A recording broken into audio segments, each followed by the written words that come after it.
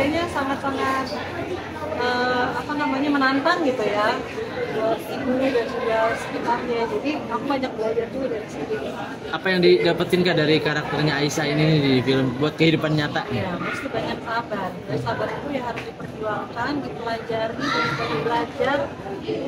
Ya kita juga sebagai manusia nggak ada habisnya untuk belajar gitu ya. Jadi ya bagus banget sih pesannya dari karakter Aisyah sendiri. Aku banyak belajar untuk bisa sabar.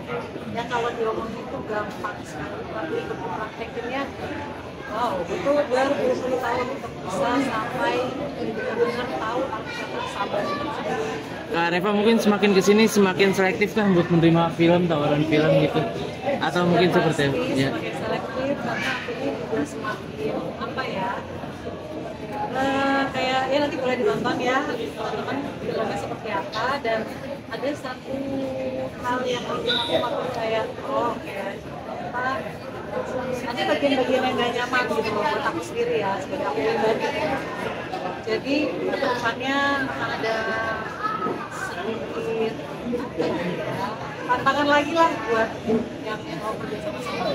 Kak, tapi apakah punya perasaan karena saking selektif sampai akhirnya takut nggak laris lagi gitu di industri film gitu, sempet dipikiran itu nggak sih? Perasaan takut gak laris alhamdulillah sampai sekarang gak pernah ada rasa itu karena aku yakin banget kita udah diatur kalau itu mungkin salah jadi itu nggak ada kekhawatiran untuk aku.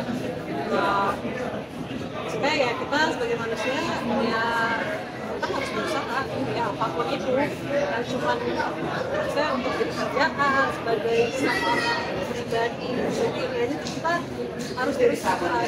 Pertimbangan kamu mungkin kalau belajar film seperti apa sih, mungkin apakah Nana udah lumayan bisa tinggal Sebenarnya pikiran balik lagi ya dulu aku tuh nggak ya apa namanya nggak menutup jadi pemain film gitu. Memang 2 tahun lalu adalah awalnya aku kembali acting kali ya di sinetron dan selanjutnya apa namanya ya ini film pertama jadi saya dari dulu juga mungkin lebih selektif aja sih itu ya jelas karena dan aku juga sekarang nggak mungkin bisa ngambil peran yang kayak misalnya horor atau apa itu kan udah nggak mungkin nih nah, jadi memang ya aku harus bisa.